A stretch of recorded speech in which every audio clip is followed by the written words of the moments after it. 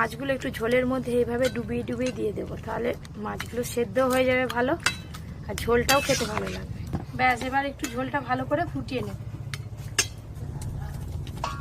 ভালো করে গ্লাস দিয়ে চটকে নিলাম, ভাজা লঙ্কা, লবণ, এবার ভালো করে মাখিয়ে নেব। দাদু দেখো, তাকাও গামলির দিকে। আরে খুব ভালো হচ্ছে। দাদু একটু খাবে নাকি? দাও নাও। দাও। দেখো ঝাল নুন সব কেমন ঠিক আছে হয়েছে কিনা। কেমন লাগছে? এই যে ভালো করে মাখিয়ে নিয়েছি।